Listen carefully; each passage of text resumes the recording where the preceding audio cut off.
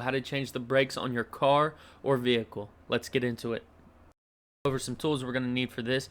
Jack with jack stands to get the car off the ground, a tire iron to loosen up the lug nuts and take the tire off, breaker bar. You don't have to have one of these. I'll be using one. A ratchet with a socket right here. My socket size is a 15. That's the only socket we're going to need for this entire thing. Some grease. I'll be using brake grease for the video. A disc brake pad spreader. This is a tool that's meant for the caliper. It's really easy to use. It's only like $8, but if you don't have one, you can use the C-clamp. I'm actually going to show you in the video how to use the C-clamp instead. It's really easy. I just want to make sure everybody doesn't get discouraged because you've never done this before. It is so easy to change your brakes, and I promise you after this video, you'll know how to do it too. So in order to get to the brakes, what we're going to have to do is take the tire off. First off, we're going to loosen up each lug nut in a star pattern. If you've never taken a tire off before, just check out my other video. It'll show you how to do that very easy. That the lug nuts are loosened, we can get our jack and we can start lifting the car. What I did was put it in the very center of the car. That way when we lift it, both tires can come off the ground, and without having to do one side at a time, we can actually do both sides of the car without having to relift the jack. Now we need to get underneath the car and take our jack stands. What we want to do is put them as far away as possible from the center jack as we can. We're going to put it in the right corner of the frame right here. Then we're going to go on the left side and we're going to do the same on the left corner of the frame, and we're going to lift them as high as we can, just like that.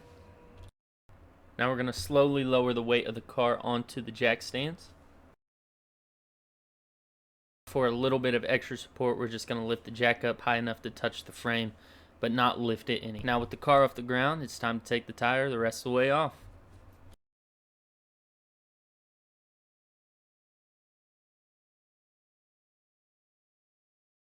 When we get this tire off, it's going to be really hard for us to get to the back side of that caliper, especially if you're using a breaker bar. So a little trick is to just get your keys and put the car in the run position, and then we're going to spin the steering wheel counterclockwise all the way over, just like that, and that'll make it a whole lot easier to get to the back side of that caliper. I've got my 15mm socket on my breaker bar. You don't have to have a breaker bar, but just look how easy this is with a breaker bar. That's so easy to do. Again, you don't have to have one. Now I'm going to get my ratchet and I'm just going to take this the rest of the way off.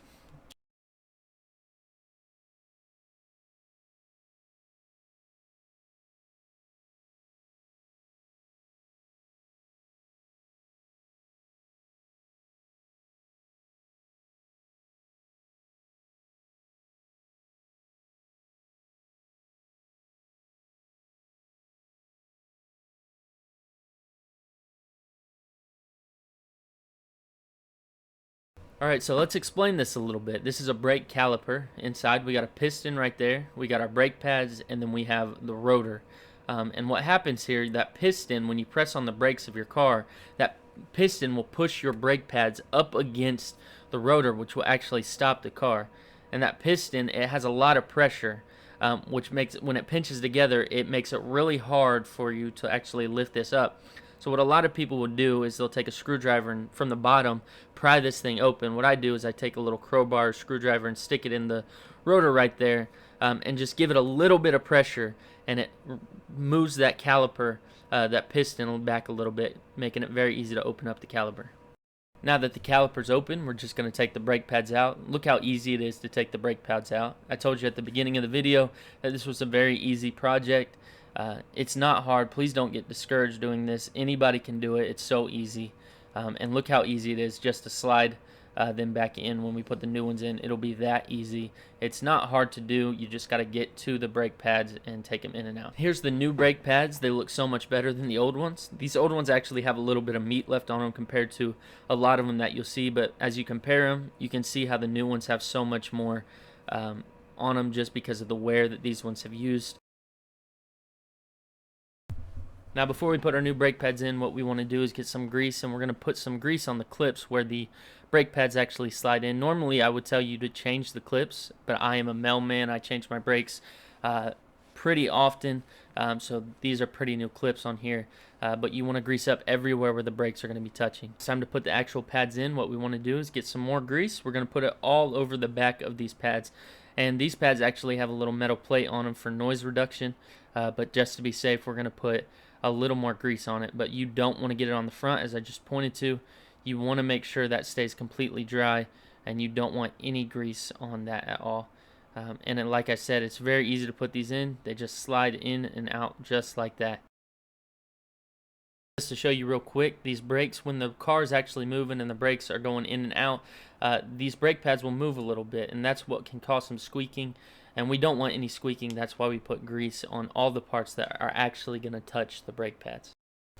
Now we're going to do the same thing with the other side. We're just going to get some grease, and we're going to spread it all over the back side of this brake pad, and then we're going to slide it in just like we did the other one.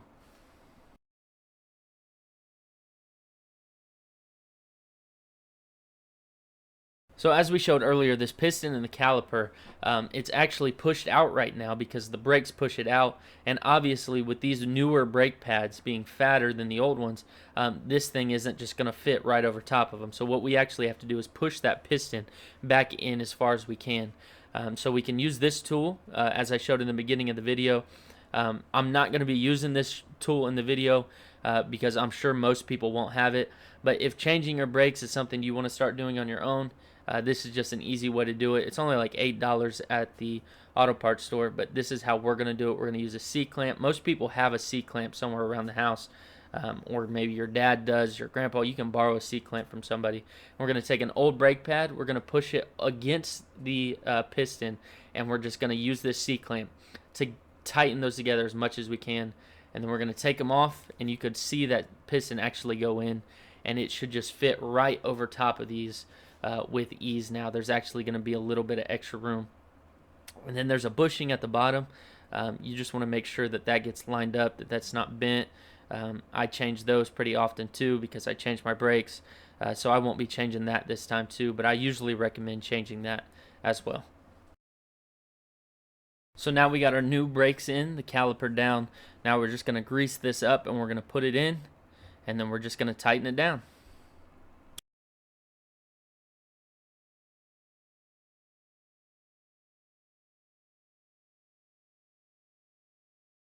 Now make sure to get your keys. We're going to put the car back in the run position, and we are going to turn the wheel until it's completely straight, and this will make it the easiest way to put our tires back on the car.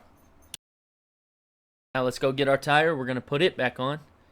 Then we're going to take each lug nut, and by hand we're going to tighten them down just a little bit.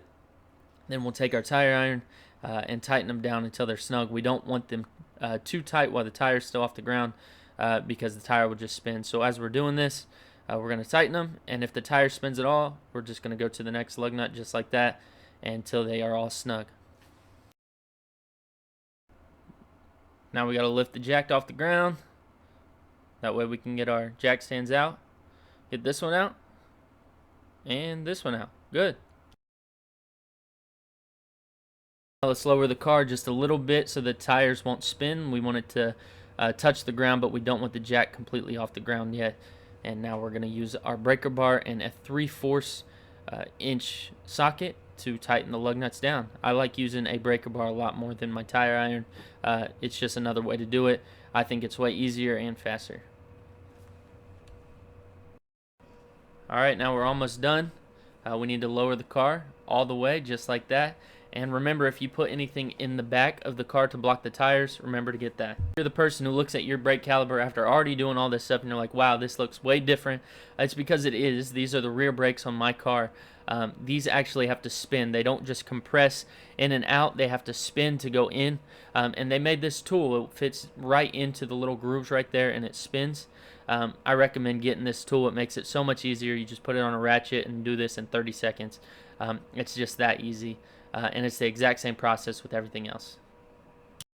Alright guys, now it's time for probably the most important part of the video. What we want to do next is we have to pump our brakes. If you remember when we pushed that piston in on the brake caliper, there was a little gap between our brake pads and the piston. And make sure you start the car when you do this.